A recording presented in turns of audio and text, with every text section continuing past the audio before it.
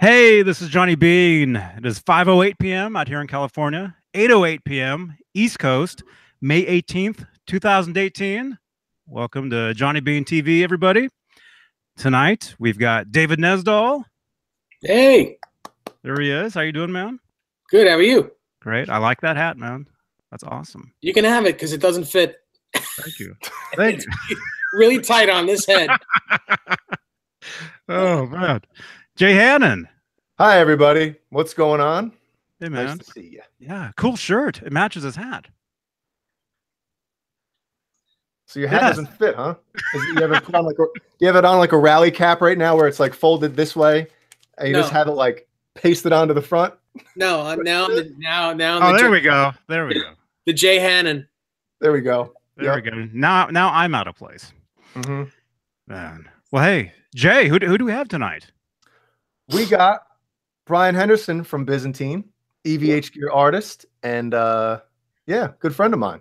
What's up, everybody? Glad to be here. Thank you all for having me. Awesome. Yeah, yes. Great to meet you, man. Yeah, man. You guys too. Awesome. Thank you for having me. Yes. Yeah. That's a Justin Bieber hat you're wearing, by the way, Jay. That's what he wears. I still don't know what that means. Well, he wears a all black trucker hat with nothing on it. So that's what you're wearing right now, by the way. Just letting you know. And I was wearing one of these before he was even born. The Jay Hannon hat, as far as I'm concerned. He wears the Jay Hannon hat. They call that a trucker hat, really? I think so. Yeah, I think so. Yeah, with the mesh. Yeah. Mm-hmm. No kidding. I have to ask before this gets going. Yeah. Are you wireless right now? I am freaking wireless, man. From 3 feet away. Because I got a new wireless and I've been trying it out and it's working good. So I can spend. There's nothing in the way. I got a new Navy wireless. My old Line 6 one exploded. So my good friend Shane Woodrum, shout out to him, acquired this for me and it's killer. So yeah, cool. Yeah, man. We got some big shows coming up, so I need something that's going to work properly, not crap out on me in front of Scott Ian and Alex Skolnick. They might laugh at me. Laugh me off the stage. Yeah. Cool. Very cool. So yeah.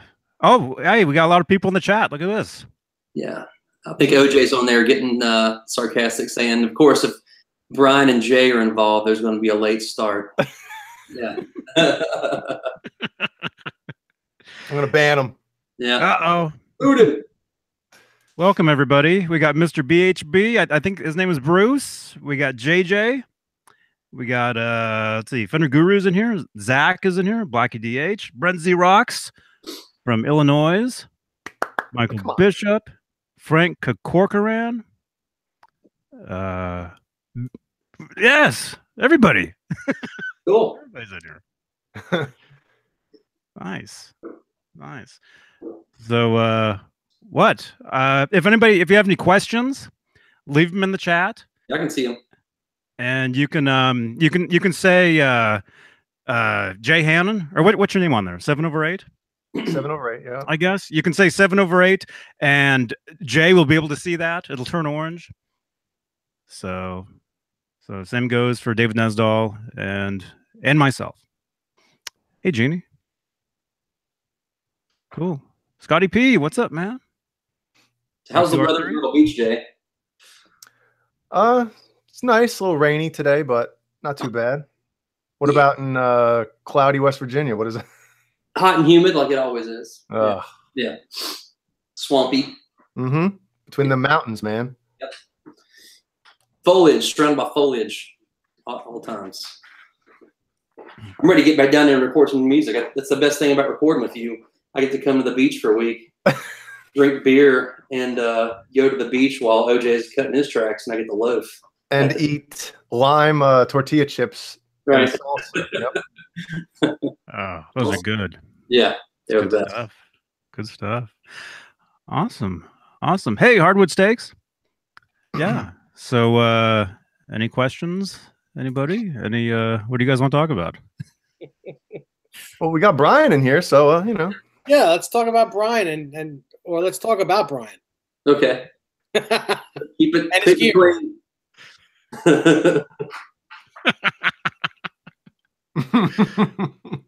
Cool. Well, hey, Brian, who when you first picked up the guitar, who were you listening to? What kind of stuff did you like? Okay. Like most kids, before I was exposed to guitarists, you know, I was listening to stuff on the radio, which like Huey Lewis and the News and John Cougar Mellencamp and all that popular stuff back in the early 80s. And my best friend, Eddie Duffy, I was around 9 or 10 years old, and I would go to his house and spend the night, and we were like best buddies. We always hung out playing Dungeons and Dragons or whatnot, super nerdy. And he had an older brother that was into metal and was like into like Venom, Slayer, and Coroner, and all these. Coroner. Yeah, freaked me out, man, because that was scary to a 9-year-old. And I can remember him listening to Venom, walking by his bedroom, and just being like, "What is that?" Freaking, it was terrifying to me. My buddy Eddie gave me a Memorex dubbed copy tape with nothing on it. He said, "Hey, man, take this home and listen to it, and you know, just check it out." So I took it home and I put my headphones on and I cranked it, and it was queued up to. It started off this heartbeat, and you hear this. Whoa! It was Power Slave, Iron Maiden, Live After Death, and from that second, it was like my mind just exploded. I was like, "What is this?" And to this day, I've been the hugest Iron Maiden fan in the world. And Adrian Smith and Dave Murray were like my first influences of guitar. And Adrian Smith, pretty much melodically, is kind of how I pattern myself, trying to write solos and how he approaches it melodically. I'm still trying to write a solo as good as Stranger in a Strange Land. I've not yet done it, and I probably won't, but that's my Uh-oh. And from there, it went all, you know, Metallica, you know, Testament, all that stuff, and just branched out. But Iron Maiden got me picking up a guitar, for sure. Mm-hmm. Cool. That's cool. I love Iron Maiden. Dude, they're my favorite band. They always will be, always have been. I never miss a show. I've seen them over 10 times.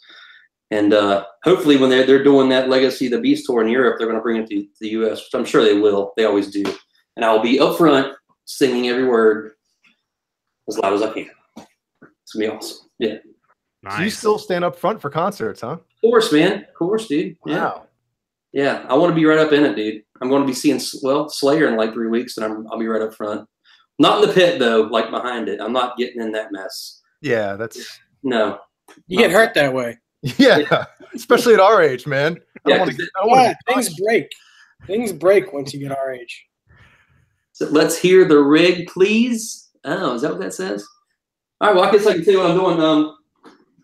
I'm running my 50 watt into my 212, and the 212 is just my practice cabinet for home.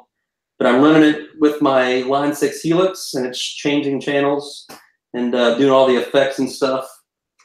It sounds pretty damn good.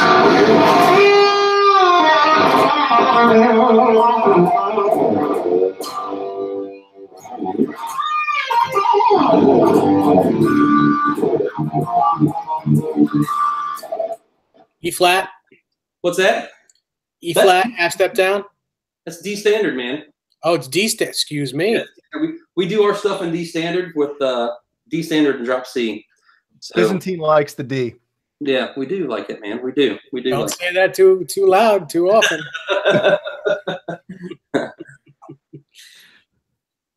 Hey, Sean. Hey, Michael Smith. So Cool. as far as the Helix goes, how long ago did you get into that? I've had it for about almost a year, and I tried out that Head Rush from. I guess Head Rush was the Head Rush, yeah. A buddy of mine. A friend loaned it to me, and that was cool. But you could tell it was digital. This thing is much closer to the real thing. I've got. I'm actually only using the red channel from the head. All my other tones are from the Helix. So I'm using like a Marshall Plexi for like light blue stuff, and I'm rolling jazz chorus for all the clean stuff, and some overdrive pedals that are simulated. But it's like the best of both worlds. I got the head and that going back and forth, and it's super fun. It's cool. Awesome. Yeah. But yeah, man, it's built like a tank. I dropped it off the top of my head in Philadelphia, and it fell about 6 feet and smacked on its side, and it never flinched. It works like a charm. So it's built like a tank. I highly recommend it. Nice. Of course. Yeah. Our friend JJ, I think he just got one. Cool. Actually. He's been talking about it, making videos on it and stuff. Yeah, they rule, man. They rule. They're really cool. Let's see. Nice. What else is going on here? We got a question about your amps. WS asks, what's it like going from VHT to EVH? Pros and cons. Well, the VHT, I've had that amp for over 20 years. We still use it to record our albums. I know Jay loves it. I do all my solos with it. It's lost some of its like aggressiveness for rhythm tracking and like playing live. So I'll leave it at home, and it's, to me, it's too valuable. One, monetarily, it's valuable, and for me, I don't want to mess it up. I just want to let it sit there and, you know, look cool and sound cool. But the 5150 is just more suited to what we do. It's really aggressive. It's really tight. The VHT it's a little looser, but the lead tones you get out of it are unmatched. Should I tell my Mark Tremonti story? I was about to say, you got to tell the Mark Tremonti story about your VHT. So we played a show with Mark Tremonti's band, about a year and a half ago. And apparently he's a big fan of Byzantine. He went on some talk show or a magazine. They asked him who he's been listening to. He was talking about our band and how much he liked us. So we got the show with him. And right when we were about to go on stage, him and the guys came in and went upstairs and watched our set. And we got finished. They walked off, went to their bus, got ready. I walked upstairs to where they were sitting, and Mark was up there, like warming up, playing his guitar. And he's like, dude, what are you playing through? He's like, what amp are you using? I said, man, it's this VHT Pitbull I've had for 20 years. And he asked me, you know, if I was using the effects, and I told him, like, just basically the amp, man, a little bit of delay. And he's like, I can't believe how good that thing sounds. He's like, I freaking love it. And he was such a nice dude. Like, you meet a lot of like kind of rock star guys, and they don't want to talk about guitar stuff or gear. They don't want to be bothered about stuff. But he is like a guitar nerd. So he loved talking about that stuff, which I thought was really cool. He's such a nice guy. So anyway, he plays the show, and 6 months later, I'm sitting at home, and I get a text message from his manager, and his manager says, "Hey man, Mark wants your VHT." I'm like, okay. He's like, he's willing to give you one of his personal PRS single cuts, one of his triple rectifiers, or one of his PRS Archon amps, which had just came out at the time and are pretty neat. And I thought about it. I was like, man, sorry, man, I cannot do it. I can't. Hold on a second. Yeah. You texted me with a screenshot of the text message. You're like, should I do it? And I'm like, if you do it, I will. So I said, man, I said, I got to politely decline a guitar player to guitar player. This is kind of like my trademark thing, so I got to keep it. He's like, man, he understands. It's no big deal. So that's the story behind that amp. It's pretty cool. That Mark Tremonti wanted that, and I shot him down. That's cool. Good story. Wow, man. What else we got going here today? Play some Injustice for All. Oh my God, I don't think I can pick like James's right hand, man. I was listening to that riff in Blackened is so hard to play. All down picking too, man. God, dude, how do they do that? And it's perfect. Mm-hmm. There's no Pro Tools back then. Nope. Quad track and that stuff, you know, crazy. It's crazy. Mm-hmm. So, let's see. Yeah. JJ says, yeah, he's all over the Helix. That's cool. Yeah. I'm gonna have to check that thing out. It's cool, man. Heard good things. I just updated my firmware, and they put a Friedman model in there. And dude, it will blow your head. It's the BE100, and God, it sounds good. It sounds my favorite amp. Yeah, dude. Yeah. Oh, mean, I built an entire rig on it, and we have rehearsal Sunday morning, and I'm going to go A/B it against the 5150 setup that I have in there, and I want to see who wins. So you can't really tell in this situation, in a room like this. You got to get with the guys and crank it and see if it cuts against OJ's guitar and all the drums and everything, because that's the big difference between digital and a real amp. You know, sometimes the digital stuff sounds great sitting here at low to mid volume, but when you get in a live situation, it kind of just, some of it disappears. So oh yeah, yeah. And the more mids you use, the better it is. Oh, dude, my mids are always on. Well, that amp, what they had? They're at 2 o'clock right now. 2 or 3. Yeah, that's good for the bedroom. Yeah, that's great. Yeah, that sounds great. Just listening to it on here. Yeah, mids are your friend, man. I mean, I like for it to bark like a dog. Like, yeah.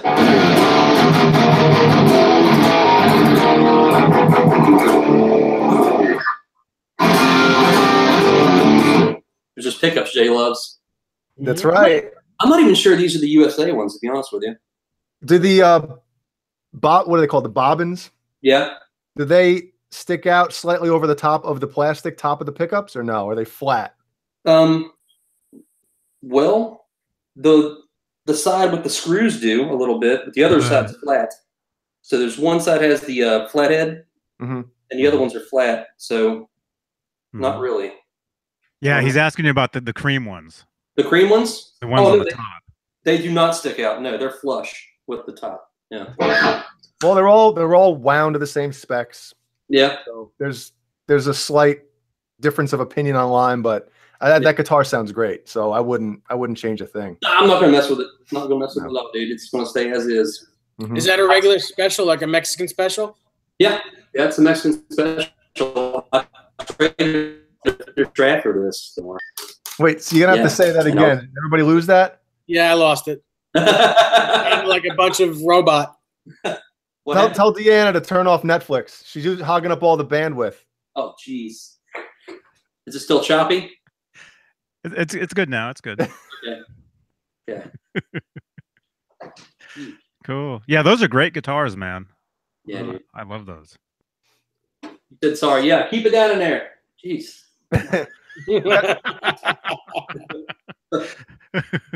Well, they're probably watching this, so huh? Yeah, that's true. She's watching it, so yeah, she's hogging it all up, man. Yeah. R2R3 Locking Nut asks, who decides who sings what? Both guitar players are great singers. Who does man? I guess if the part calls for it, for someone to sing well, I'll sing it. And, no, I'm just kidding. No, I was trying to not even... No, I don't know. We haven't really. We never decided. Okay, you're going to have this many parts, that many parts. I guess it's whatever the song needed. I guess I've sang over the last record. I've had more singing parts. Maybe the next one I'll get even more. Hopefully, we'll see. I don't know. But there's really no rhyme or reason to it.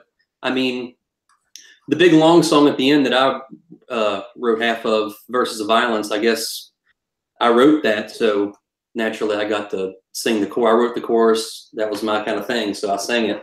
And the other chorus that I came up with for Viol Maxim, I got to sing that too. So I guess I should write more if I want to sing some more. That's yeah.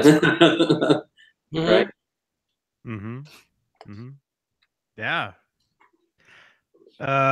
Scott Nickerson says my amp looks awesome. Thank you, man. Yeah, I've got one of the original 5150s. That's cool. You know, I've always owned a 5150. Never as my main amp until the last couple of years. I had a block letter. I had a 5152 as my backup to my VHT when it went out. And I toured with that I did an entire tour of that 5152 when we were out with Thy Will Be Done. And it was cool. The 5152s were kind of, it needed an overdrive pedal in front of it to push that green channel to be tight. It sounded totally different than the first version to me, but it was a killer amp. Well, the clean channel was definitely better. Yeah. But the distortion was a little tough. Fritzy.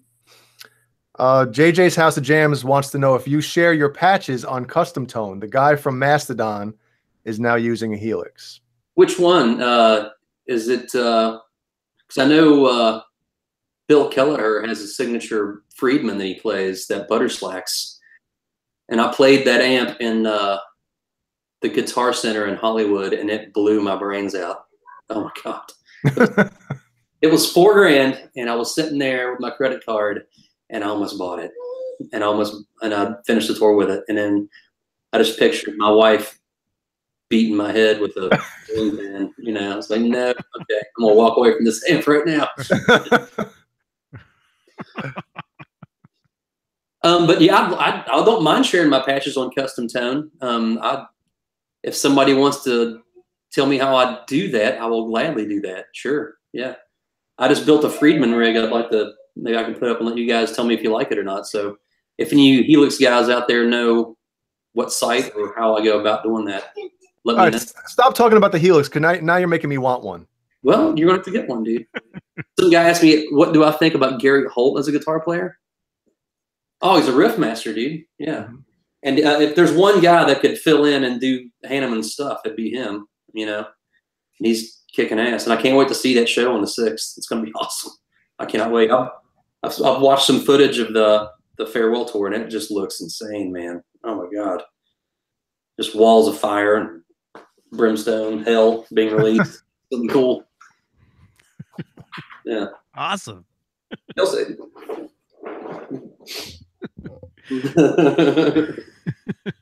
So we always ask this question, everybody that's on. Your first guitar that you owned. My first guitar. And do you still have it? I do. It's funny. It's in a plastic bag downstairs in pieces in my garage. It's a Kramer Focus 2000. Oh, snap. Yeah. Yeah. It was flip-flop pink, so when the light hit it, it'd go from pink to purple. And looking at it now, how do we play these things? The necks were so bad on those Kramers. It's like, ugh. I don't know how I played it, man. But I've got the body down there, and I kind of want to make a project guitar out of it. Sand it down, maybe get a Warmoth neck on it or something, and I don't know, do something with it. Because it was my first guitar. But it's downstairs getting ready to be sanded. And I'm going to do something with it. Something.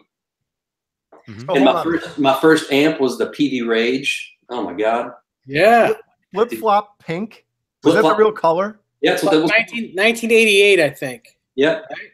Yeah. It's exactly yeah. Because I was going in 7th grade. And it had the gold logo on it. It had the Floyd.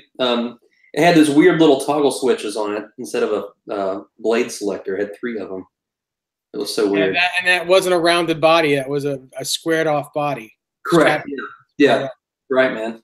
I wish I had it up here. I'd get it and show it to you. It's super weird looking. Yeah. Oh, man. That's cool. Yeah.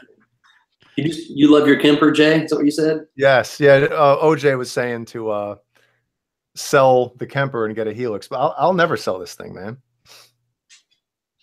So I'm curious which Mastodon guitar she's using a Helix. Well, one guy just got endorsed with, he just put out an orange amp, an orange mini. Yeah, that's the guy with the tattoo on his head. Yeah. I'm having a brain, I can't remember his name. Yeah, I can't either. Yeah. But they're all their last record, Emperor of Sand, is like a 10 out of 10, man. Oh, it's killer. You listen to that, Dan? Brian, I have not heard that one. Oh, your wife wants to grab the guitar. Your wife wants to grab the guitar. She went to go. Yeah, go get it. Yeah, go get it. Yes, yeah, get it. See, I hope you guys keep going in the direction of Versus Violence and Justinian Code, epic songs. Yeah, hopefully we do too. I like those big songs with peaks and valleys. I dig that kind of stuff. Me too. Of course, I like to play straight bangers too, man. Because you got to have those, depending on who you're touring with, you know. So, and Brent Hines, that's it. Brent Hines. Okay. Yep. Yeah. And Bill, yeah, cool. How many guitars do I have? Well, shoot, let me get on my last here. I have this. Show them? Okay. All right. Yeah. Little rig rundown with Brian here. Okay. So throw that away. You've seen this, and I'll put this one away. Right now, let's see here. I don't have any room for it. I have so many guitars over here. You need your guitar tech on the side so you can just throw it.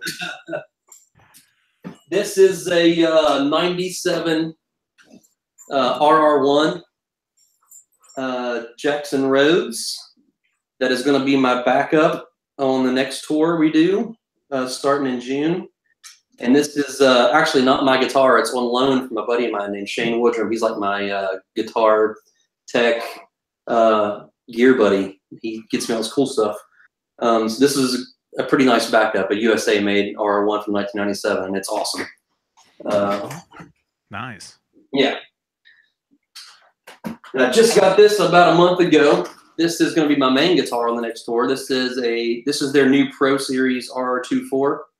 I took out the Seymour Duncans and I put in, this is called an Imperium. It's Dave Davidson's signature pickup from Revocation. And this is the Gravity Storm neck pickup from Steve Vai. Ooh, how does that sound?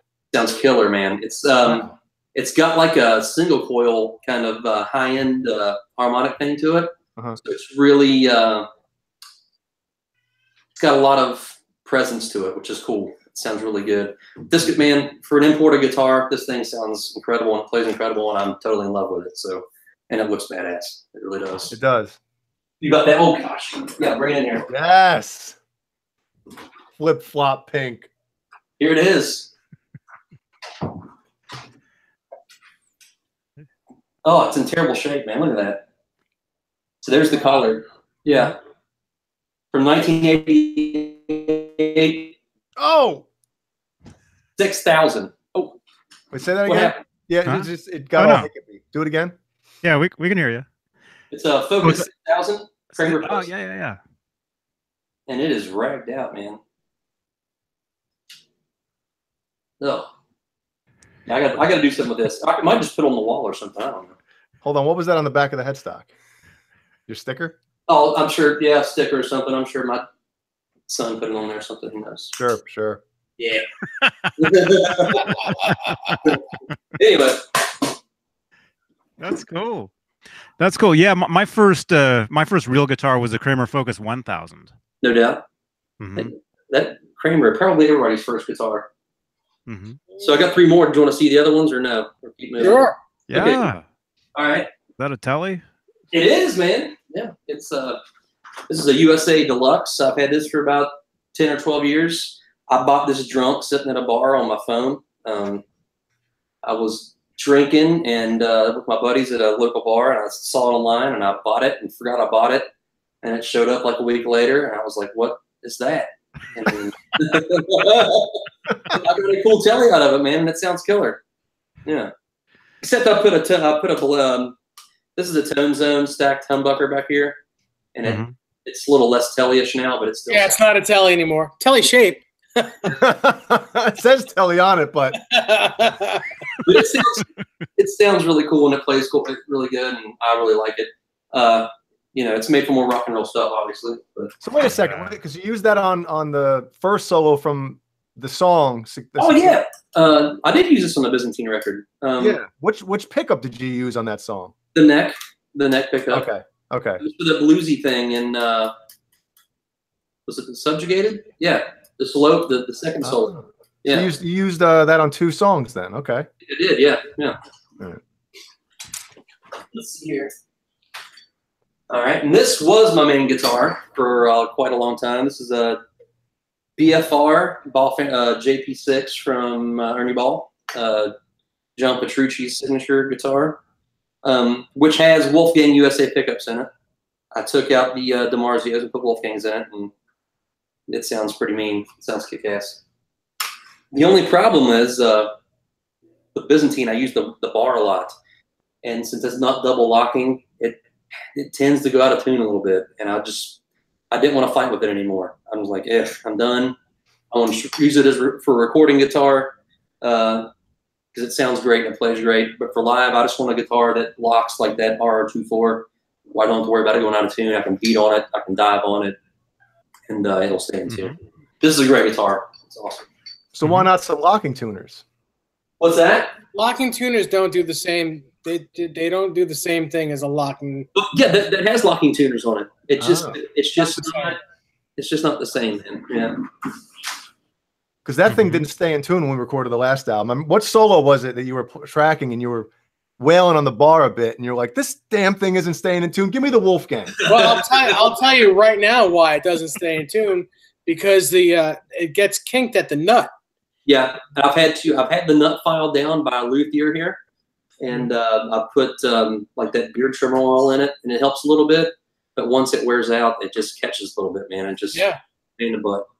And this is my custom 22 that I've had for, oh my gosh, I don't know, almost, it's a 98. I've had this almost 20 years probably. This might be the best sounding guitar I have. It's so resonant and just woody sounding. But the only problem is it's a short scale and it doesn't take low tunings well. It's got to be like standard or a half step. Anything low on this top string, it won't intonate properly up here.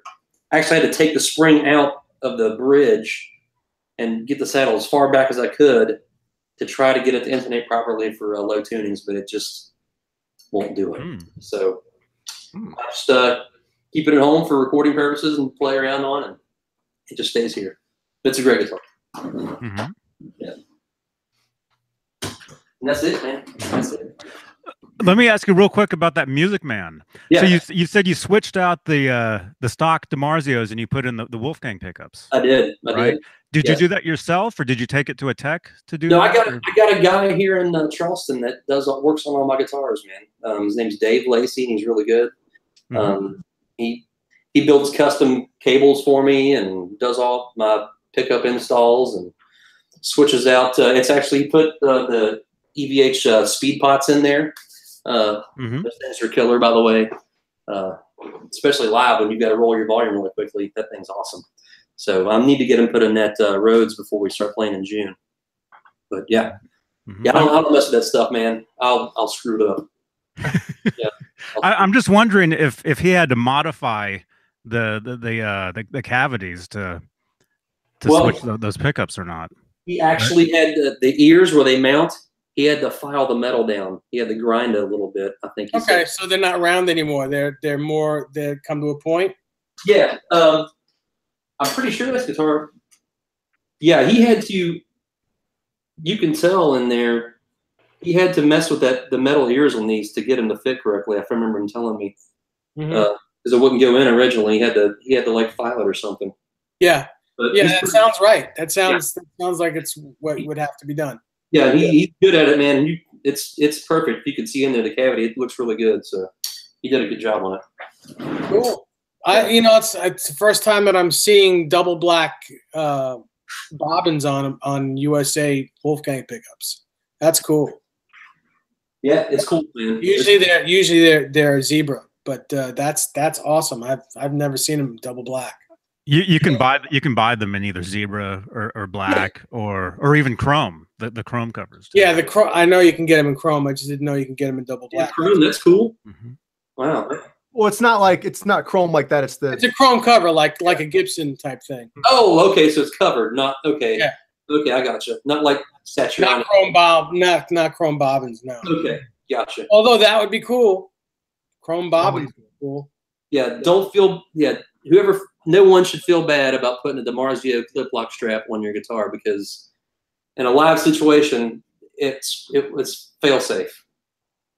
We were touring with Sacred Reich last year, and I saw Wiley played this like $3,000 ESP custom shop guitar, and his guitar tech dropped it twice backstage and took a huge chunk out of it because he didn't have a DiMarzio clip lock on it.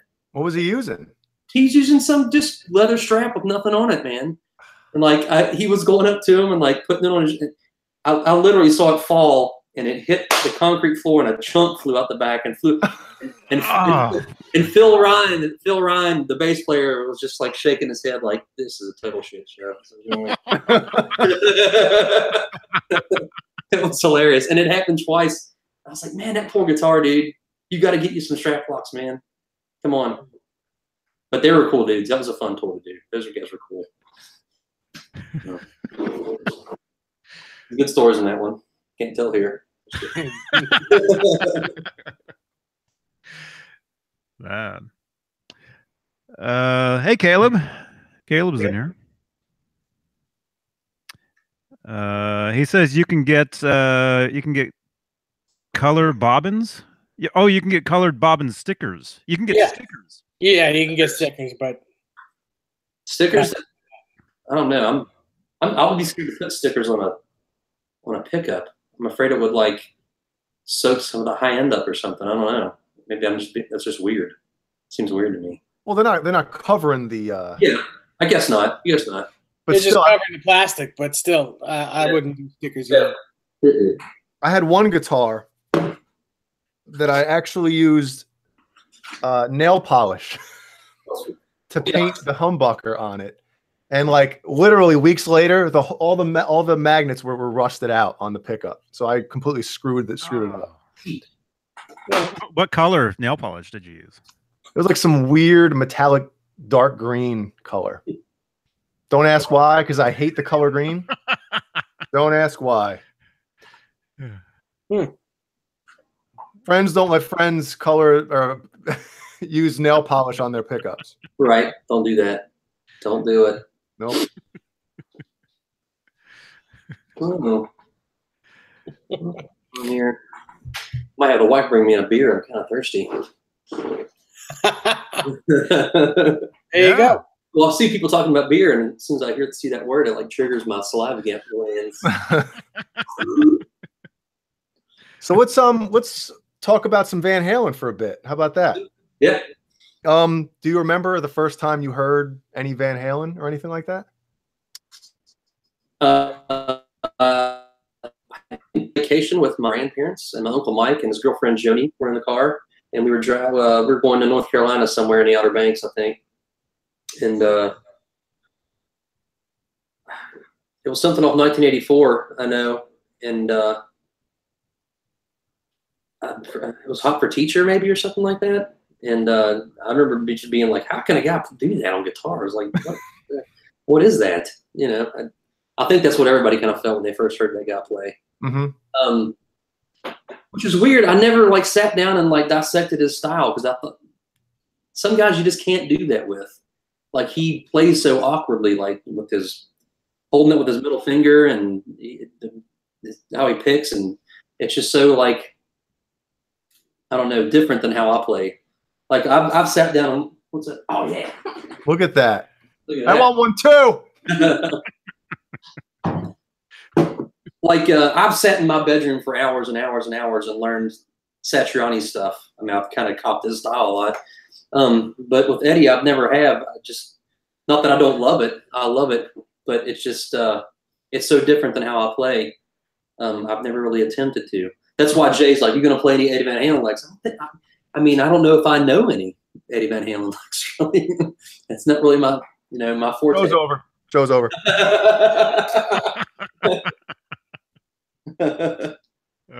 Well, the one thing I used to do in school when I would write, I would hold my pen like this.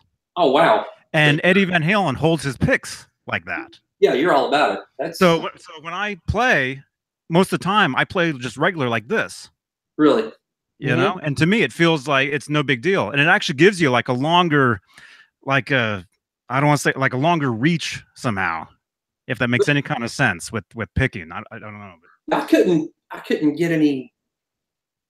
Like I don't know. I tried to do that. A lot of practice. It takes a lot of practice to pick like like that. Yeah, it's yeah. Once you do it, you do it. That's how it is. Yeah. I can't do this. I can't do this. I can't play with that like that. Yeah. I think I know what it is, Brian. What's that? Me and you are metal guys. Yeah. And I feel like if I play with my middle finger, I can't dig in as much. You know, when you have your index, you get that. Yeah. You know, but with the middle finger, you can't play those fast riffs. It does it, man. When I started playing, I was more of a rhythm guy when I was a young kid, and I picked like James. I held it with 2 fingers, well, 3 fingers, these 2 and your thumb. Mm-hmm. And then I had to retrain myself to do it with just your pointer and your thumb. So I changed about halfway through my career or whatever. I had to relearn how to hold a pick. And when I first started doing this, it was almost, it would like fly out. I couldn't hold on to it. But now I try to go back and pick like James with 3 fingers, and I can't do it. It's just, it feels awkward. So are you guys, this is for everybody. You know, some people have the thumb bent like that. Like Vi? Yeah, Vi with his 3-foot-long thumb. And then I pick, my thumb is out when I pick. Like that. Mine is more, it's kind of flat, like flat. Jay, mine, I guess mine's kind of similar to yours, Jay. But I think mine moves around a little bit when I like play fast stuff. Yeah,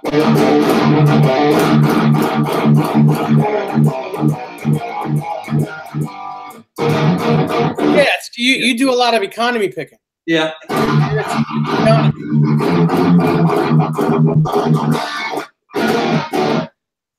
But for what you do, that you need to do that. You can't do that with wrist or elbow. That's impossible. Yeah. You've got to playing with OJ, man. It's like you got to practice that stuff, or you'll get on stage and not be able to pick.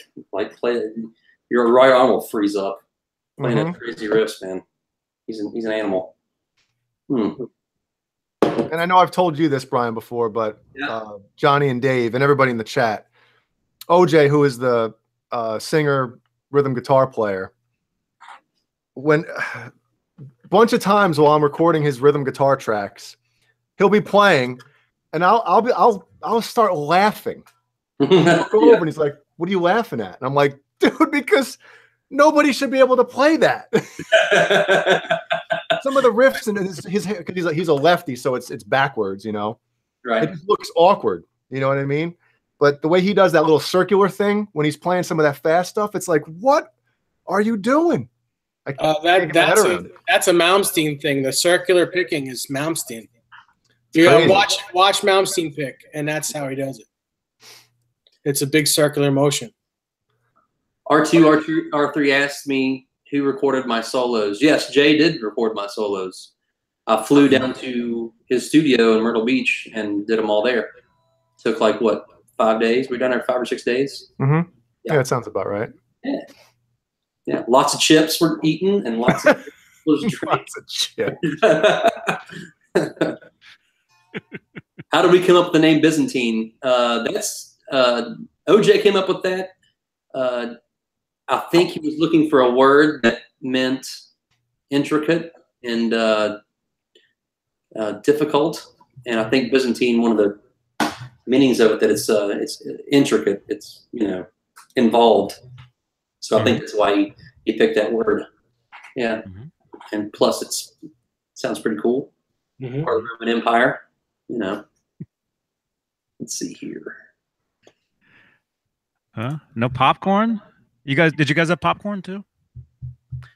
I don't think so. No, that's a new thing. That's a new thing with Jay. Oh yeah. Oh, Michael Smith got his popcorn, by the way. Oh, cool. He loves it. Yep. Hey, Brian. What? You know Brian Bosom, right? Yeah, you know Brian Bosom. I do. I don't know, man. He's watching, and as well as Ollie from All That Remains. They told me to tell you hi. Right on, man. What's up, fellers? Thanks for watching. Yeah, man. That's killer. So, June it's going to be like a bucket list week for me. That's good. June 6th, my wife and 2 of my really good buddies here, we're going to Cincinnati to see Slayer's farewell tour. So, I get to see Slayer and Testament and Anthrax and Behemoth and Lamb of God. And then 2 days later, we get to play a show with Anthrax and Testament. And then 2 days later after that, 3 days later, we get to play a show with Lamb of God and Behemoth. So we're playing with all the bands on the Slayer farewell tour except for Slayer. So that week is going to be like, something I dreamt of as a kid, and I'm super like nervous and excited at the same time. Just gotta get that out there. It's gonna be really cool, man. That is cool. At the Lamb of God show. It's gonna be crazy. I mean, you're coming to Lamb of God show? Yep. I'm gonna drive. I think it's 3 hours. Yeah. I'll stay in your bed that night in the hotel between you and OJ, between two pillows, and then those aren't pillows.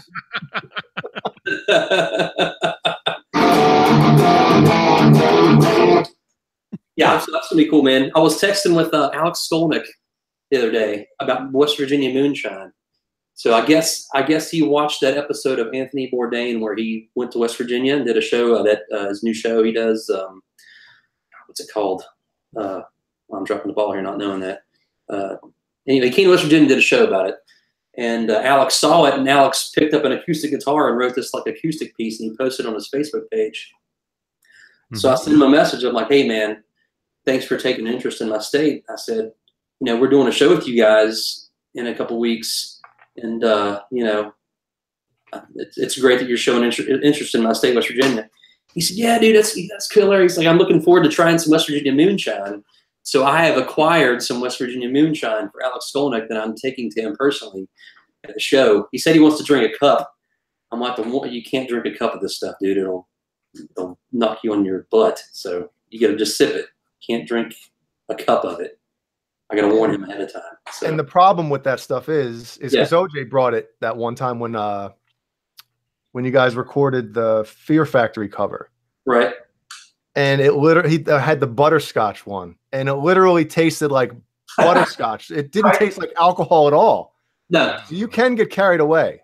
You can. Well, that stuff we have from Tennessee, it's good, but that's not super potent. It's like 80 proof, like most liquors are. This stuff that I'm taking is going to be like flammable. Like, yeah. It will. So that's going to be cool. Get to give Alex Skolnick some moonshine. That's going to be neat. Awesome. Yeah. I can remember sitting in my best friend Bill Dean's house watching the Souls of Black DVD thinking, man, and now 30 years later, I get to play a show with him. It's super weird. Yeah. That's cool. Yeah. Super weird. Mm-hmm. Let's see here. So what else?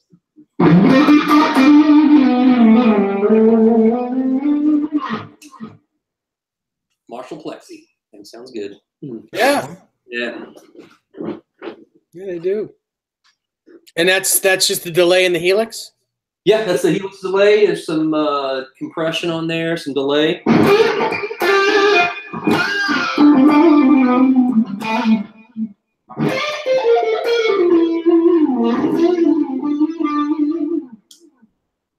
Cool. Yeah. I think does it, man. I dig it. That does sound good. Yeah. Did I ever play at Gumby's in Huntington, West Virginia? No, that was before my time. That was I was underage when that place was open in Huntington. But that place used to have some killer shows that I heard of. No, never played there. So I have a couple questions here written down. Yep. When you come up with a solo idea, how do you usually go about constructing it? I mean, is it something you hear in your head and then try to get it through your fingers, or do you just noodle around?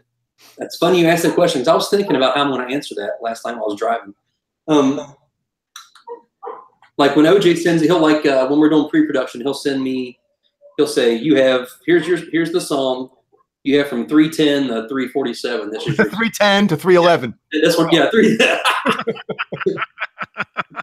Yeah, I quit. So I'll listen to the backing track, I'll listen to the riff or whatever it is, and I don't know if this is cheating or whatever, but I picture one of the guys that influenced me, like Satriani, Marty Friedman, Alex Skolnick, Adrian Smith, all those guys that I pull from that kind of make my sound. I kind of attach one of those guitar players to what I just heard, and I try to imagine how they would approach it. Like that's what I did for the last record. There's certain parts that I think, well, that sounds like something Marty would play over, or that sounds like something that Joe would play over, and I try to attack the solo from their perspective, kind of. Like that Marty does, that half step behind bend thing that he does, that real weird vibrato. I'll try to sneak that in there somewhere if it calls for it. That's kind of how I get started. Like I try to picture, well, how would Marty play this part? And then, not saying I can play like those guys, like I can't, but that's where I start, and then I just kind of build it from there. And that's my approach, really. And I'm always thinking about this melodically. You know, if I can get something fast in there, that should accent whatever I'm doing.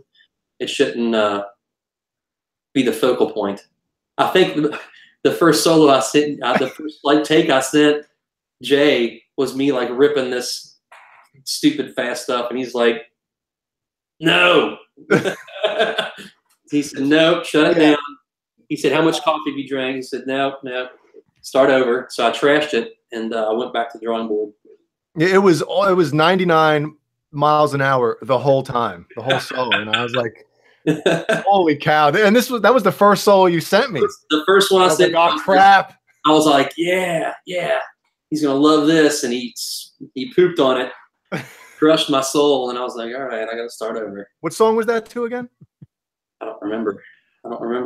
I think I actually saved that for future reference. Let's not watch it.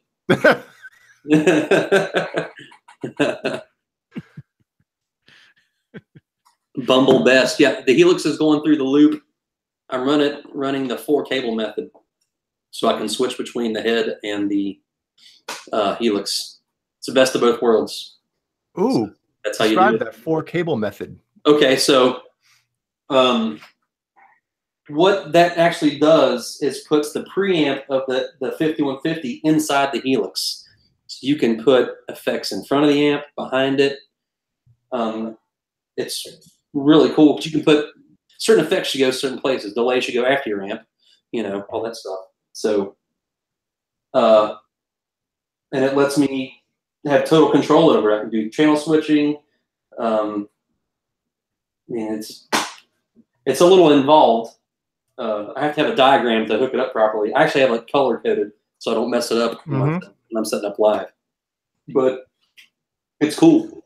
I made a cable run. I took all my cables and heat shrunk them and wrapped them. So I have one thick cable that runs from my pedal board back to the head. And it's cool, man. That's the way to do it. 4-cable method. Look it up. I can't really explain it. It's weird. 4 cables, dude. Yeah, it's 4 cables. Yeah, it's just 4 cables. It's actually only 3 if you have a wireless. So, like I am 2 feet from my amp.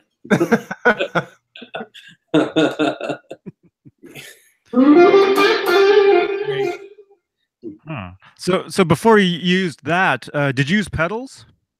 I did. I had see, I got them sitting up there. Yeah, I had a carbon copy delay. I had an MXR overdrive. Let's see what else is sitting up there. There's a BB Sonic Maximizer, Crybaby wah pedal. There's a decimator, more suppression, and a Boss tuner. That's it, man. Yeah, that's it. That is it. But I was tired of tap dancing. Now there's no tap dancing. You hit one button and it switches everything. You know, I can't stand that. Is that thing pretty noiseless when it switches? Oh yeah, it's seamless. Yeah, there's no delay between patch switches. It's instantaneous, and it's cool. I mean, do you program your own pedal board, or you have someone do it for you? No, I do it. No, I wouldn't trust anybody else to do it, man. Yeah. No, I can't. Honestly, we played shows. We've had our tour manager, Daniel, who's an awesome dude. I've seen him like tuning my guitars between songs and touching it. I'm like, oh god. I don't. I'm with you on that, man. Yeah, just give it to me and I'll tune it real quick with my on stage. Don't be back there tuning it or messing with it, man. And he's a drummer, so what does he know? Like, I'll see him back there turning things. I'm like, I get nervous. And I have this thing with other people's hand sweat getting on my strings too. I'm like, oh, gross. Yeah. Yeah, well, that's how I keep people away from my guitars. because I get them all gross myself. You know. I'll never play one of your guitars, Johnny. Never. Yeah, Brian. Johnny has a what is it? A '92 EVH Ernie Ball Music Man. Really? Is it 90?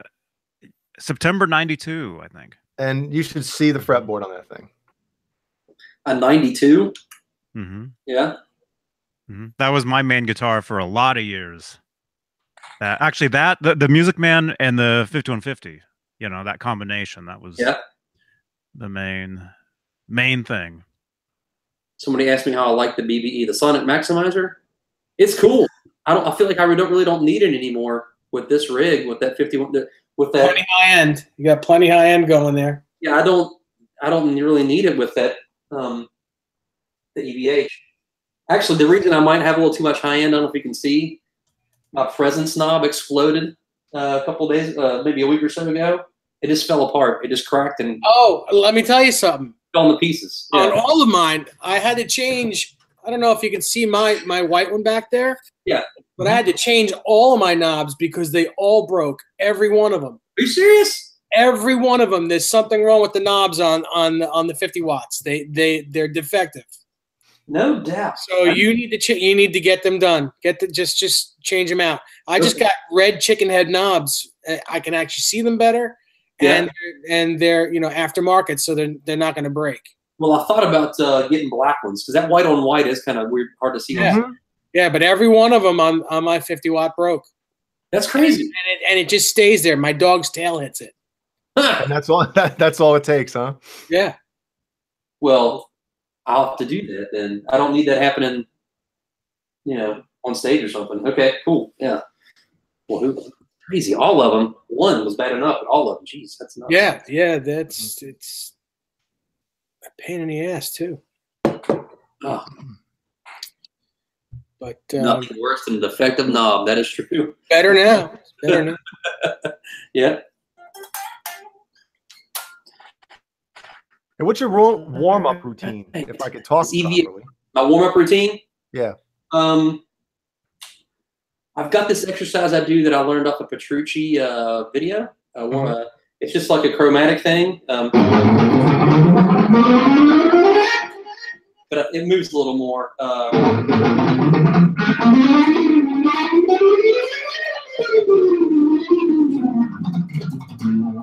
just do that. I'll just do it up and down the neck. It's all fingers, all strings, and I'll move it around the neck. I'll mainly do that to get my fingers warmed up.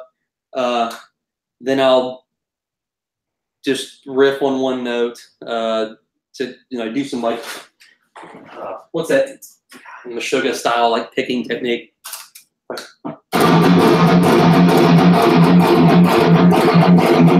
Just do stuff like that to get my right arm warmed up. Drink 2 or 3 beers and I'm good. Yeah, you're good to go.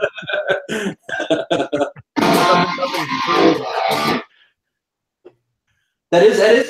Does that sound high-endy to you? No. That's not what I meant. It doesn't say, it's not too high-endy.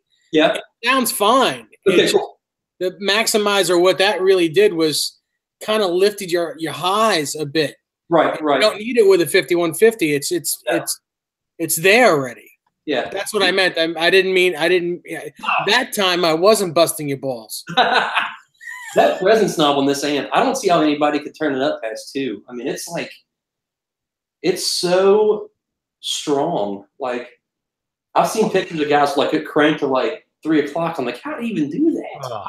Like, probably not too much. Their ears are probably shot. They're all the high end in their eardrums. You barely need to turn it on, and it's there. Yeah.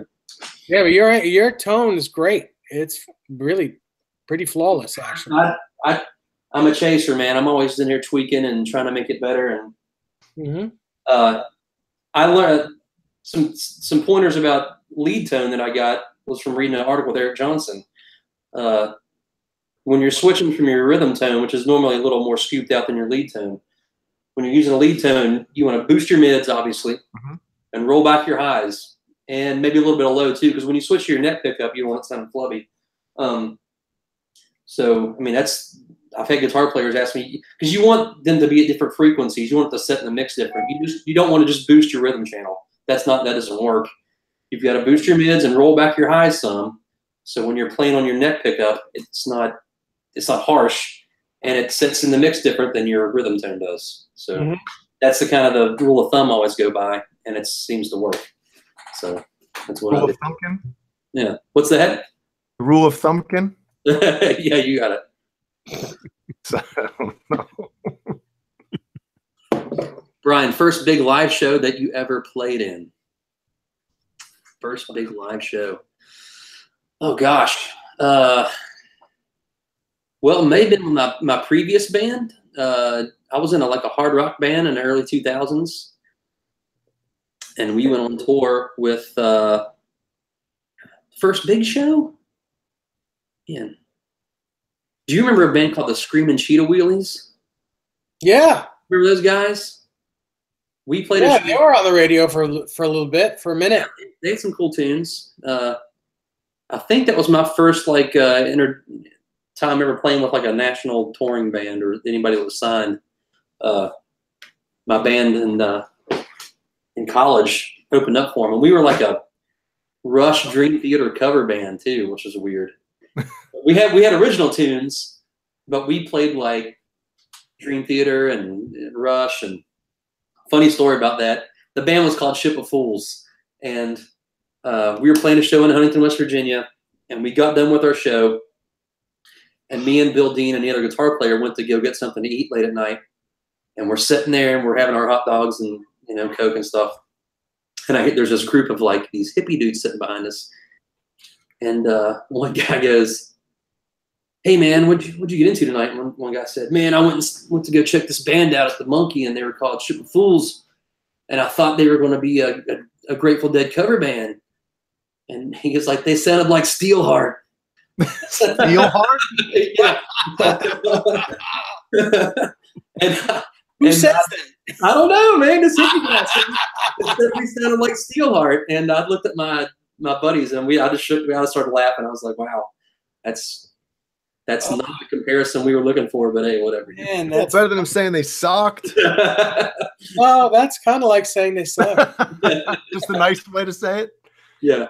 Because who knows any Steelheart songs? I know, right? I don't know. I can't name a Steelheart song. Johnny, maybe. No. Yeah. I can't. There was one song, right? They had one song. Yeah. I can't name it, but I remember it. Somebody's asking about the artwork behind me. If I can angle it up. That is that was one of the old Byzantine amp scrims that went in front of the amps. That's kind of like one of our logos. It's obviously the state of West Virginia with our skull inside of it. You'd have to, maybe OJ can chime in. Oh, that's what that is? Yeah. Yeah, shit. I never knew what West Virginia was shaped like. Yeah, right. What's that big? Never mind. But yeah, that's what it is. OJ would know the artist name. I don't offhand. That's pretty old. That's been around for a while. So we put it in here. We tracked a playthrough video, and we put it up here just for something in the background. I just kept it up. Thought it looked cool. So and it's working out for this too. Speaking of artwork, hold on one second. Mm-hmm.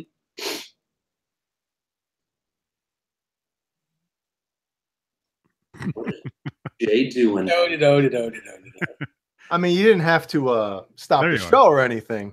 Yeah. Nobody said a word. Leave it to Jay to be the showstopper. Just vanished. So Byzantine artwork. I got the reflection of all you guys on here. Yeah. You want to talk about the artist? Because he is phenomenal. Oh! I'm trying to get the reflections off here. Christopher Lovell from... I thought it was Lavelle, but go ahead. Lavelle? Christopher from London, England does these for us. And, man, it's something. I don't know how we got hooked up with this guy, but he's incredible. You get lost in it, man. I mean, yeah, you really can. It's like you could just pick a section of it and look at it, and there's so much detail. I mean, it's almost incredible how he does that.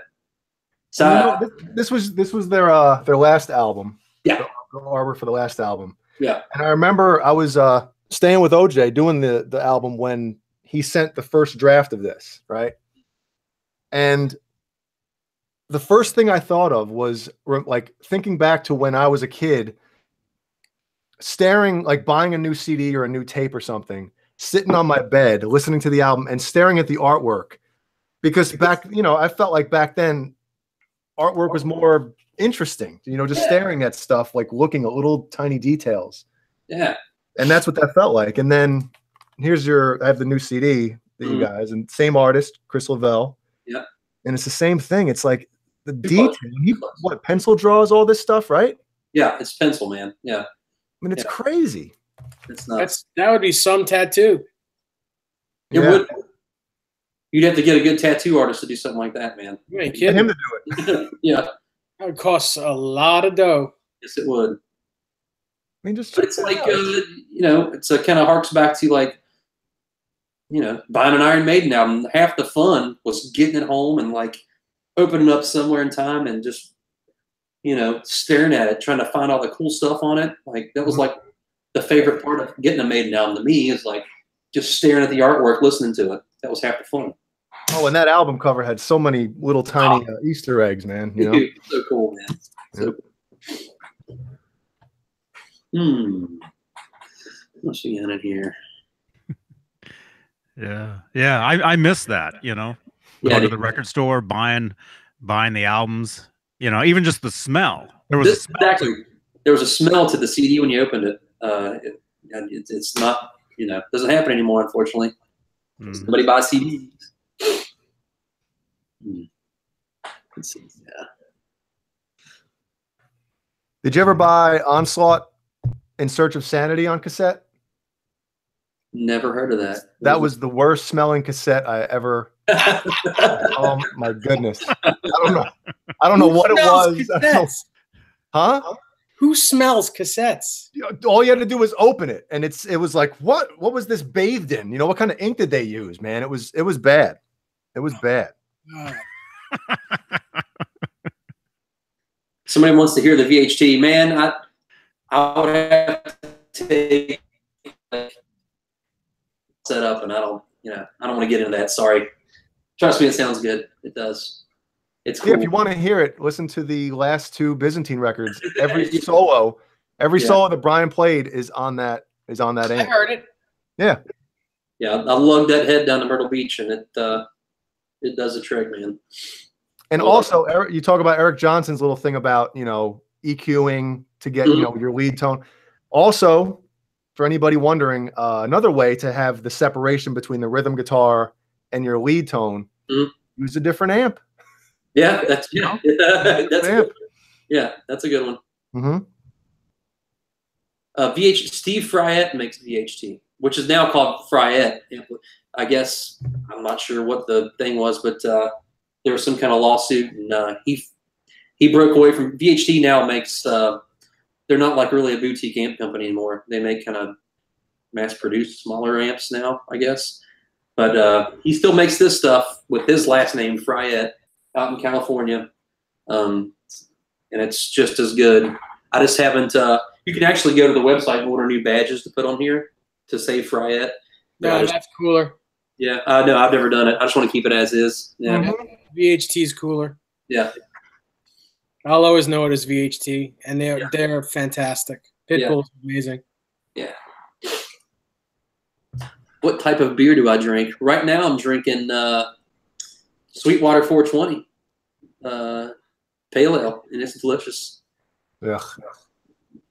You're like a Blue Moon guy, aren't you, Jay? You and your pale ales. I don't get it. It smells like flowers, man. You like that girly beer.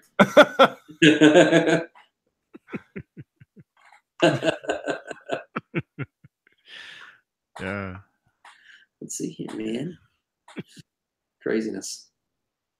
Well, I got a couple more here for you if you want. Let her rip, man. Keep them going.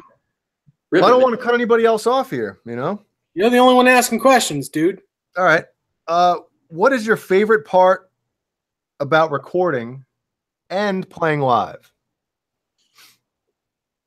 My favorite part about recording is hanging out with you, Jay. Yeah, it's like I said, that's half the fun. I get to come to your house in Myrtle Beach and wear my swimming trunks and tank tops and play guitar and drink beer and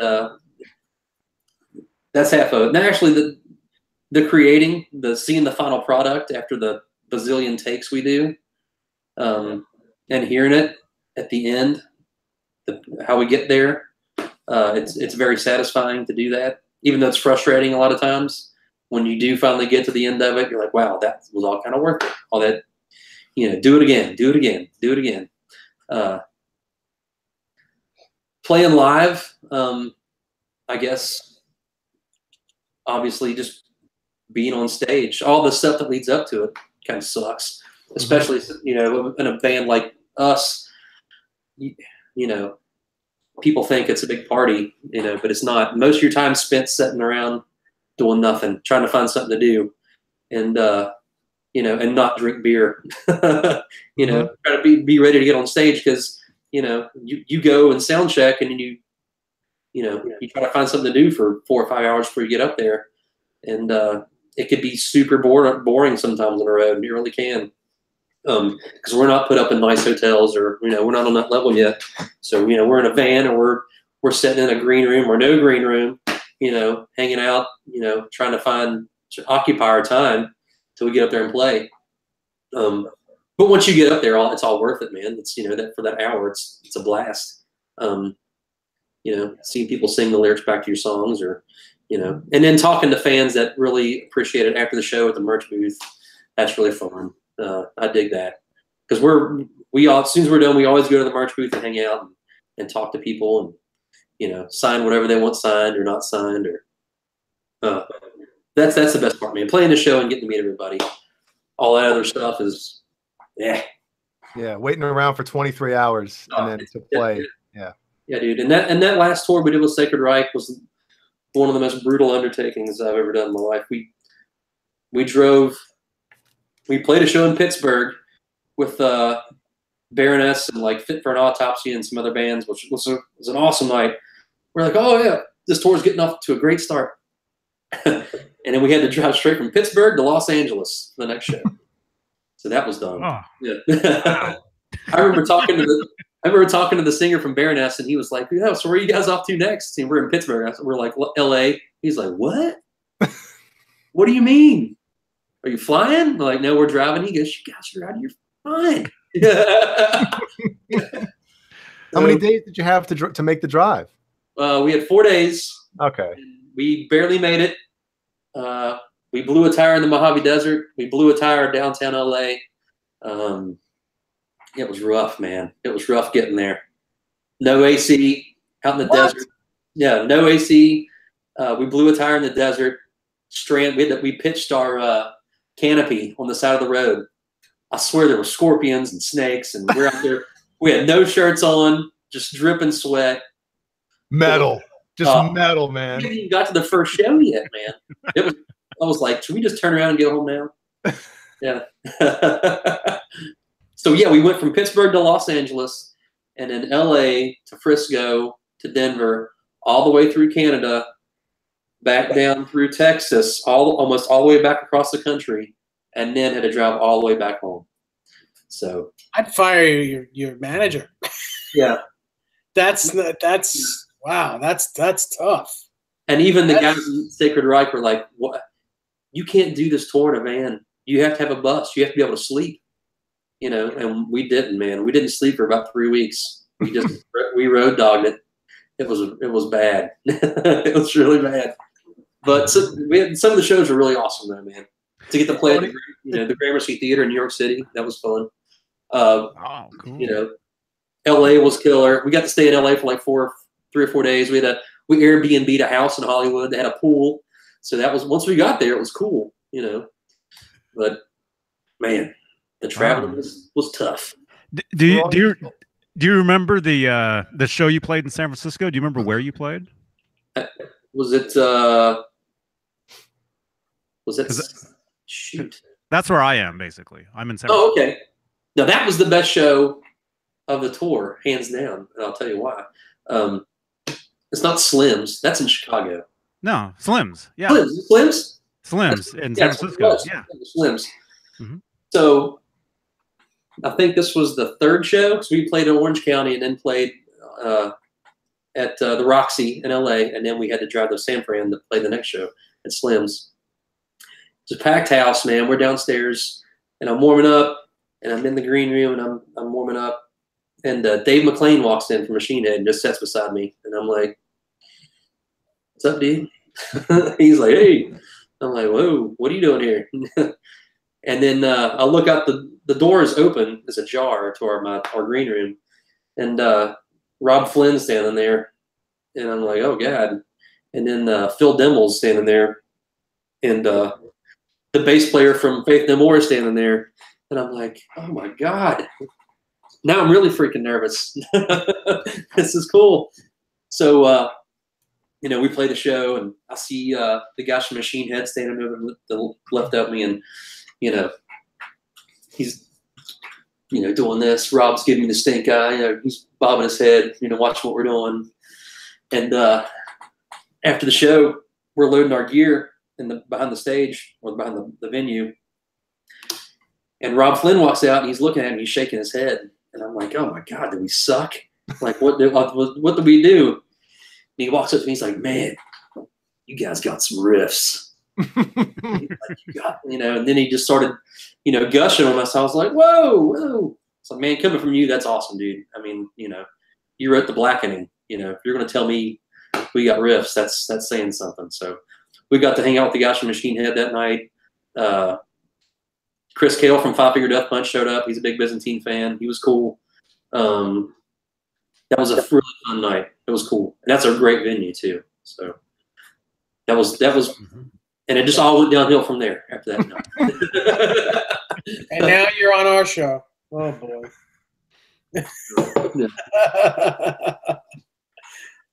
Awesome. Somebody asked me, Tony Rohrbaugh has a real distinct style. That's the old guitar player from Byzantine. Was it difficult to reproduce that style, the old stuff live? To reproduce it, not hard. No. I've never had trouble mimicking other guitar players, I guess, or learning their parts. On attack solos, that angular, jazzy, chromatic passing tone kind of thing that he's really good at. I don't compose solos like Tony did, but actually learning his licks, I haven't had much trouble. There's one lick that I've had to change in one song that I just can't play because it's super difficult. And I put my own kind of spin on it, but do you want to tell us which one that is? It's a string skipping lick in what is it? In the Heart of a Dying Star. Is that was that the name of the song? I don't know the lick, so I couldn't tell. It's I can't even play it. I don't want to even try to play it. I can't even play it. Why am I going to play it for you? I'm going to play it for you. You're only live on the internet, man. Yeah. I mean, so I changed it and put that this like Steve Vai like tapping like 7 and stuff like, and I changed it a little bit to fit my style a little better. And but no, Tony's an awesome guitar player, and I've got to learn a lot of fun solos that he wrote, and it's a challenge to learn them, but I can do it. You play one of these? No, I don't. Those are OJ's picks. They're too sharp for me, man. I've got. I'm all out of my custom picks. They're all gone. So I do have one of yours sitting here. It's on my hope chest, I think, though. Yeah. I hope to play guitar like you. Your hope chest. You have it with you? It's somewhere. I don't know. It's white. Oh yeah. Yeah. I stole it. I thought I had one laying around here, but I guess I don't. Todd Crowder asks, Brian, what is your personal favorite Byzantine album? My personal favorite would be the new one. All right. How about hold on. Okay, the one that I didn't play on? Yes. Okay. Yes. Let's do that. Yeah. That I didn't play on. Gosh, man. I gotta say Serpents, I guess, man. Yeah. Serpents, the second one. It's got the most challenging songs are on that record. And when I guess I get into that. I want to learn the hardest stuff. We're playing We're going to be playing Ancestry, the Antichrist, on the next tour, and that's probably the most difficult Byzantine song I've ever had to learn. It's arpeggios and just craziness the whole time, man. So yeah, that's probably my favorite because it's challenging. So there's that answer. And as far as you're playing, I just got to give you a little bit of props right here.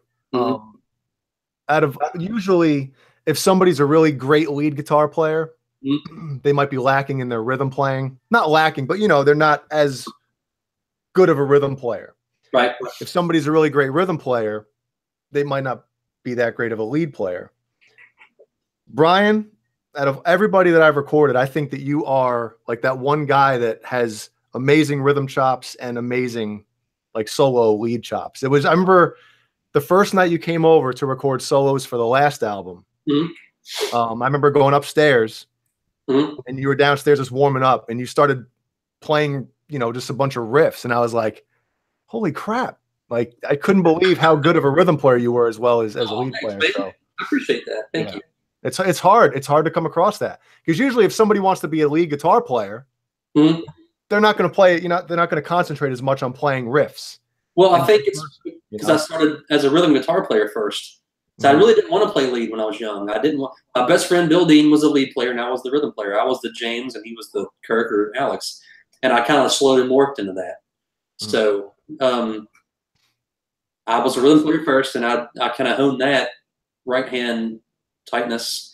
And plus, if I don't stay on top of it, I can't play in this band because the riffs that OJ writes are they're brutal as far as rhythm goes.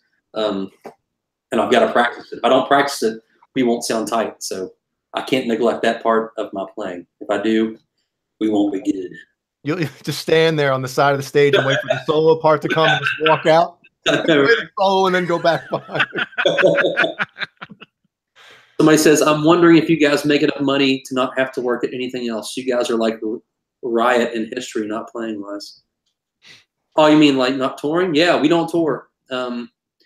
Yeah, we just had to turn down a tour because our drummer's going to be on vacation. What? Yeah. Oh, let me make a phone call. Yeah, I was okay. Yeah, I was a little salty about that when I first heard today. Trust me. Yeah, we don't tour a lot. We all have regular jobs. I've got a wife and 2 kids. OJ's got kids, and he owns his own business. Sean has kids, and he works. Actually, I've worked till about 4 in the morning last night. I manage a bar in town, a restaurant my buddy owns. And I got home and got to bed about 4 in the morning and got up at 8 this morning. And had to take my stepdaughter to meet her dad. Had to drive to Dayton, Ohio and straight back. And then I came straight in here and did this. So I'm running on fumes. Wow. Yeah, that's yeah. We don't make enough money to pay the bills. Just don't lie to all the kids watching this, man. Being in a rock band is all beautiful. It's awesome. I will say that I got my first royalty check in the mail off this last record about a month or 2 ago, and it wasn't big, but it was cool to get something like to see that. I was like, wow. I wasn't, it was neat. It was really neat to do that. So keep them coming, ASCAP. Keep them coming. Yeah. That's awesome. Yeah. That's awesome. Cool. So we're hitting was it 9:30 there? Yeah, hour and a half. It goes so fast, man. It does. Yeah. You guys are right, man. Yeah. So fast. Yeah. So we can wind down, I guess. If you guys have any last questions or comments or whatever you want to promote, whatever you want to. Let's see. Well, I guess I can talk about our shows coming up. Like I said, we've got we're playing in Knoxville, Tennessee, June the 8th. This is the last show at the International. We're doing direct support for Anthrax and Testament. And then 3 days later, we'll be in Raleigh, North Carolina at the Ritz with Lamb of God and Behemoth. Those are going to be the biggest shows I've ever played as a musician. So if you guys live in those areas, come out and check it out, man. It's going to be a lot of fun. And then we've got some headlining shows in June. We're playing in Pittsburgh the next week, I'm not sure on the date. And I know we're playing at the Odeon in Cleveland that week following too. That's a cool place. Yeah, so I think we just got those 4 shows booked in June. If any of you guys are going to the Slayer show in Cincinnati, June 6th, come find me. I'll be there with a bunch of my friends, raging and drinking beer. So come say hi, man. It'll be fun. It'll be fun. Awesome. Yeah. Well, I missed some Van Halen stuff here that I wanted to ask, and Jeannie just reminded me through text message. Well, I mean, you can ask. Go ahead. Nothing says we have to bolt. I gotta let Howie out. Howie has to go out, but yeah, go ahead. Okay. What did you want? We also got a good question from our friend Michael Smith in here. We always talk about, you know, that one album, you know, if you were stranded on a desert island type of thing. I guess pick one album and then one Van Halen album. One Van Halen album. Yep. Oh gosh. Now, are you a See, I thought it was Sammy, Dave, or both? I love them both equally, man, because they're totally different. Dave's an entertainer first, and Sammy's a singer first. Mm-hmm. They're different animals. I like to say that Dave sings from below the belt. Sammy sings above the belt. That's how they approach kind of what they do. I love them both equally. I never got to see them with Dave. The only time I saw Van Halen was on the 1994 Balance Tour in 1994 when Eddie had his hip messed up. Mm-hmm. Was he sitting in a chair? No, he was walking, but he was hobbling, man. He could barely move. He could barely move, and he still played his ass off. They didn't play a super long set because of that, but I remember somebody in the crowd chucking a beer bottle or something, a bottle at Eddie Van Halen, and it hit his mic stand and exploded on stage. I was like, holy shit, who did that? Yeah. So anyway, back to the question. One Van Halen album on a desert island. Oh man. Do I have to give you a mulligan and say you can pick one from each? No. No? Okay. No, I can't have one. Okay. Man. I gotta go Van Halen 1, man. The first one. Wow. I got to go the first one. I mean, every song is like a 10, every one. But it's so, but then I'm like, well, I need a little more substance. So I want to pick like Balance, you know. Balance might be a better Desert Island song album because it's a little more chill, you know. I don't know. But if I had to pick 2, it'd be Balance and the first one. Those are my 2. So you're first and last, huh? That's pretty good. Yeah. So, but you said, what was the other part of the question? Like an album that I would pick if I was stuck on. Yeah, just like your all-time favorite album, basically. Oh man. I bet you I can name it for you. Go ahead. Somewhere in Time. Yes, you probably just nailed it. Yep, that would be it, man. Yeah, that would be it. With Seven Son. Seven Son is another great record. Yeah, right behind it, man. But I got to go with Somewhere in Time would be the one that I'd have there. Sure. Well, you know what's funny about Maiden is usually the people that are like hardcore Maiden fans. Somewhere in Time is like one of their least favorite. It's my favorite Iron Maiden album. Yeah, I don't get that, man. I guess it's because it's just too slick and it's because most Maiden fans don't really care for anything past Power Slave, and that's crazy. Yeah, I know, and that's crazy, man. I mean, I don't get it. I don't get it, man. People that they'll do the live record because it's like Power Slave, right? Live, right. But usually they say Power Slave, and that's it. You know. Yeah. I don't get that. I don't get that, man. I mean, trust me, Maiden has had some stinkers in their repertoire. When Bruce left and Blaze came in. Oh, I tried listening. It's funny you say that because I tried listening to those not too long ago. Can't do it, man. And I was just like, oh my. I'm sorry. They're my favorite. I can't do it. There's horns in one of them. There's horns. He's one of those. Blaze was one of those guys. I'm trying to think what song it was. Mm-hmm. But like, he's one of those guys that he's hitting the right notes, but they sound wrong. You know, he's singing in key, and it sounds wrong. I'm like, oh my goodness. And there's other guys like what's his name? Oh my goodness, I can't think right now. But there's other guys who sing around the note and it still sounds good. Right. Yeah, I don't get that. No Love for Somewhere in Time and Seven Son. That's my favorite album, man. They're masterpieces. From Maiden, yeah. Yeah. Anything else? Yes, Maiden's last album is really good too. It is good. Which one was that? The Book of Souls, man. Yeah. Brian Nida says, fun fact, Byzantine has a handsome merch guy. Yeah, if he'd show up to do his job. I'm just kidding, Brian. You were ill. I'll let that slide. I'll let it slide. Well, being ill is a better excuse than going on vacation. Yeah. Are you going to play in Denver?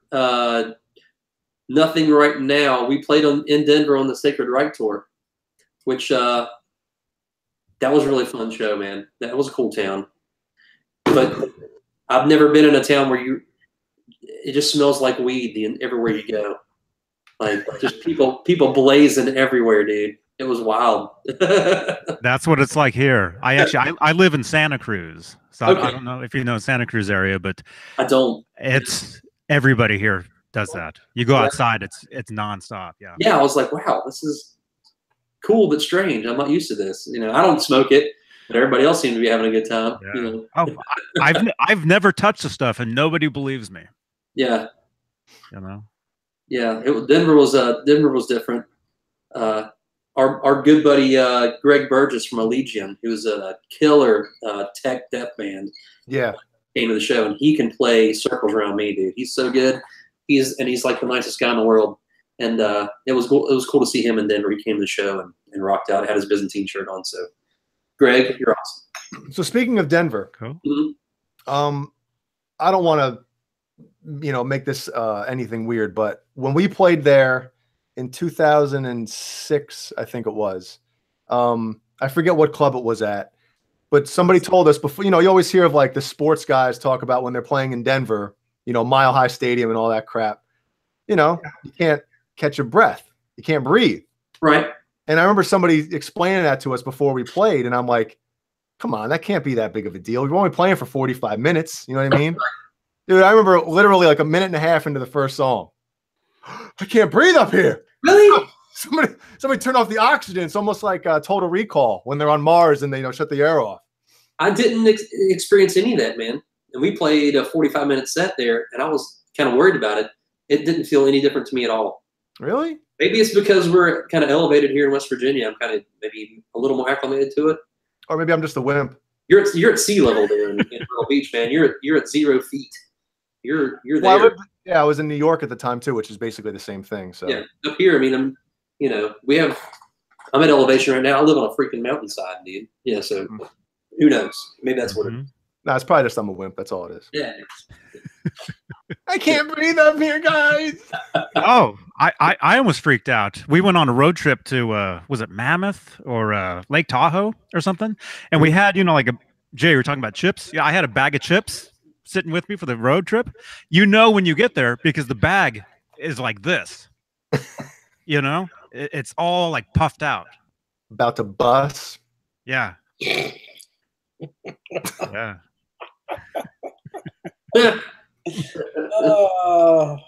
Cheetos, by the way. Right on. Sure. Cheetos Puffs. Snacks are dangerous, man. OJ almost died on a bag of peanuts while we were on tour one time. We were driving, and OJ's in the passenger seat, and we're all sitting there, and OJ's throwing back some cashews, and all of a sudden he just stops moving, and he's just. And we had to stop, dude, stop. Like he has this trachea problem where he can't swallow stuff because it's like folds in it. Yeah, I have the same thing he has, except he has it like 10 times worse. So all these peanuts got stuck in his throat, and we had to pull over, and he had to gag himself, and peanuts were shooting everywhere. We thought he was going to die. Right there. Didn't say peanuts, right? I killed from a bag of peanuts on tour. It's like, wow. Gagging on peanuts. Yeah. I thought maybe he had like an allergy or something. No, he just he would have known though, huh? Yeah. He has a narrow throat, apparently. He can't swallow. I guess the non-technical term is a feline esophagus where, it has these ridges in it. Yeah. And I have the same thing, but OJ has it 10 times worse.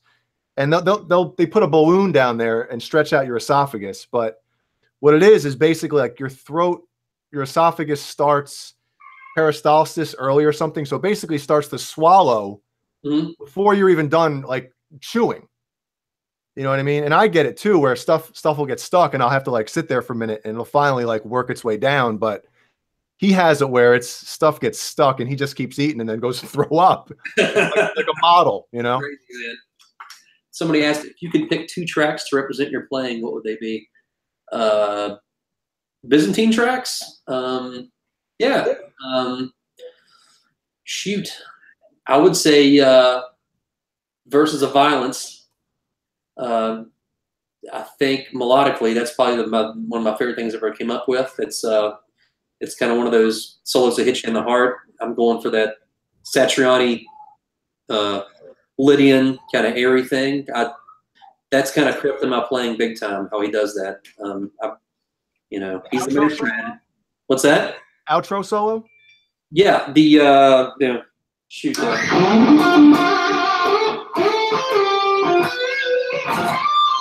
That one right there. Oh, that's. I'm thinking of the outro one. No. The first one. The slower paced one. And then I wanted to say Vinyl Maxim because it has like some of the faster tricks I got. Like there's a dive thing in there, and there's a lot of pentatonic fast stuff. So I'd say Vinyl Maxim and Verses of Violence, kind of those 2 songs, kind of show you what I can do. I'm not I can't play super fast. I can't sweep pick 6 strings. I never got into that. That's not my thing. I try to serve the song, and that's what I do. I think it works okay. Yeah, man. Awesome. Killer tone. Thanks, dude. Killer boots, man. Huh?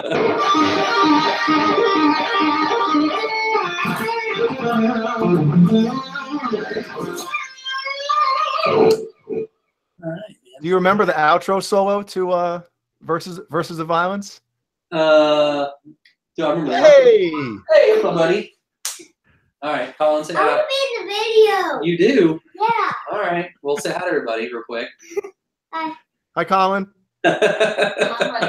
Hi. I'm almost done. Go in. I'm gonna come wrestle him, man. I'm the cosita. Okay. Wow!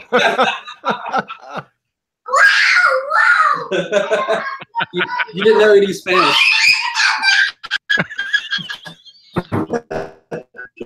I told you, children.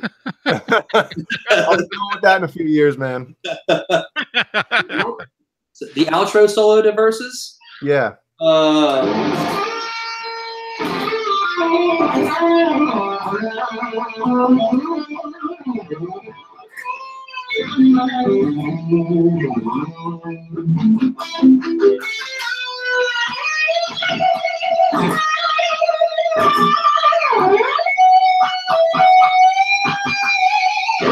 Something like that. I think something like that. I messed up that one lick. That's kind of like my signature lick.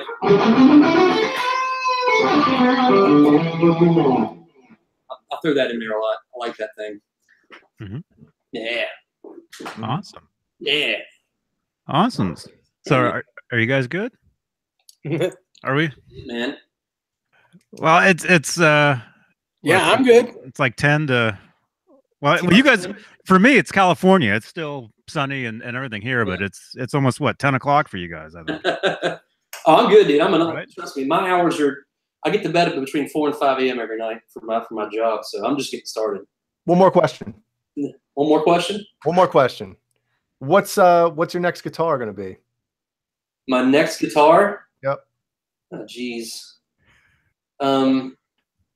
I can't say anything because my wife's listening, dude. I can't cop to anything. Yeah. All right, what do you want your next guitar to be? How about what do I want my next guitar?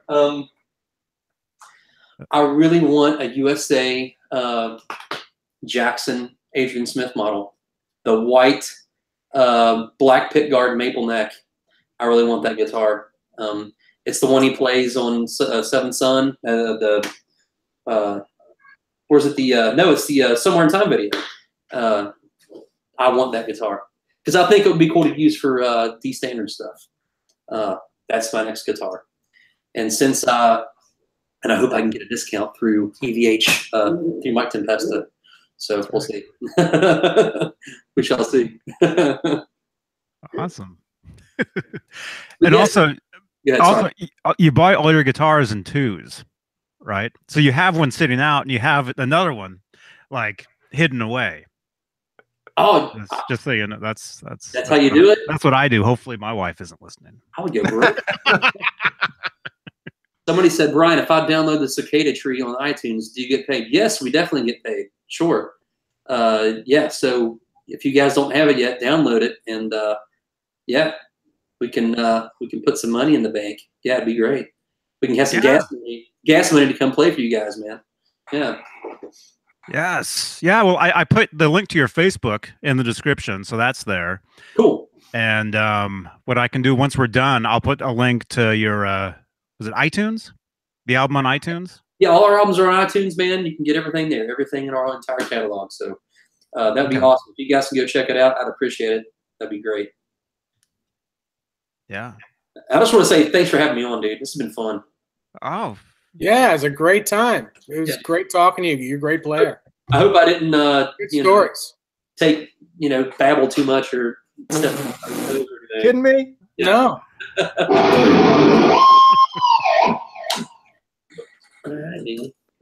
Cool. Oh, well, great to meet you, Brian. See you, man. And good luck for your shows coming up. Thanks, man. Appreciate it. And if you remember, if not, no worries. Tell Alex Skolnick I said hello. Okay. Him and I go way back. Really? 25 years. Yeah. Well, I guess he's from there, so that makes sense. Yeah. Cool. Yeah. I was at his I was at his 25th birthday party. Really? Mm-hmm. Johnny, you're showing your age. Oh, whoops. He's 50. I'm 56. Come on. You were 56 last year. You were born in 56, you mean? I'm 55 now. Yeah. No, Alex, yeah, he's a great dude. Great dude. And yeah, once we are off, I'll tell you a couple quick stories. So right on, dude. Yeah. Well, yeah, I will definitely do, man. Somebody said bring Brian back. I'd love to do this again, man. That'd be awesome. One and done. Yeah, we'll definitely have a part 2. Yeah, man, that'd be great. And I'll promise I will woodshed some Eddie licks, and I will bring him to the table next time. I feel guilty for not doing it. You don't have anything in your back pocket right now that you're like, I remember this riff. No, to play us out.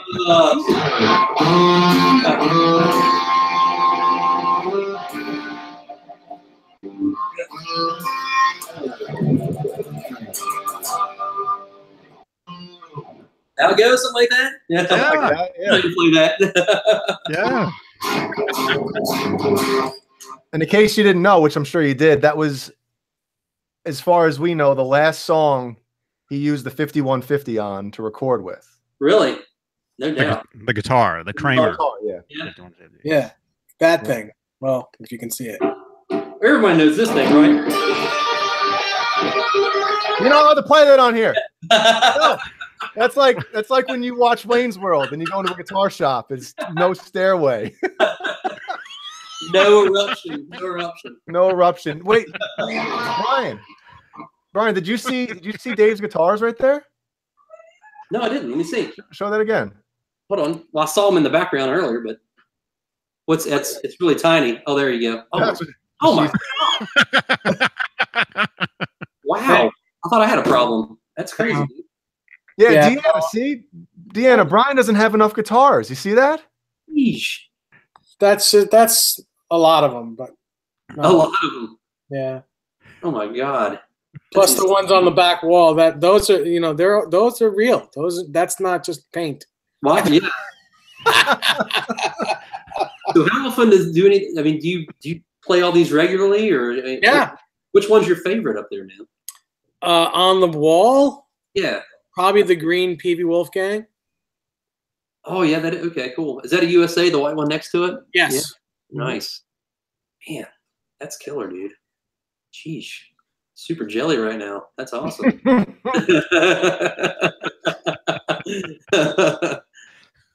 Yeah, I've got a bunch of Wolfgangs and stuff. Fun. That's awesome, man. Yes. And I've got one. Cool. You've got one showing. More than one. I've got two. Cool. Well, hey, Brian, great to meet you, man. Yeah, you're welcome to come back anytime. Yeah, dude. I appreciate it. Yeah, good luck. Good luck. Your next your show's coming up. Thanks, man. There'll be big ones, man. Should be fun. Because I know Scott Ian's an EVH guy. He plays the gold EL34 5150s now. That's his rig, man.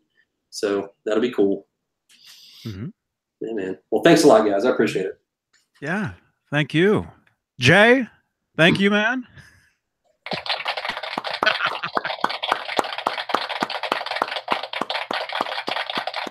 Wow. It seems like it's longer every time. That's a long time. That doesn't fade out either. It just stops. I'm not gonna get that time back. Oh, David Nesdall, good to see you. Yeah, same here. Hey, man. Nice meeting you, fellas. Yeah, you too. Yes. Do it again. Yes. All right, everybody in the chat. Bozique, R2R3, John BL, Desert Threads, Showman Blues, Jeannie says, Michael Smith. Good to see you guys. And if you guys are brand new to the channel, subscribe, leave a thumbs up.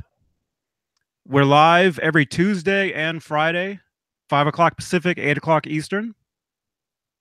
That's Howie the Dalmatian. Oh, what was that? Did he just rip one walking past? No. Well, maybe. I don't know. Yes. All right. Yes, there'll be a late show. We'll be back in a few hours. Steve Anderson will be taking over. Steve Anderson, late nights. I think I'm going to join you tonight for a while. Don't sound too excited, man. Yeah, that's Johnny. Just you can get late shows canceled, guys. Sorry. Love pouring right out of Johnny Beane. Oh yes.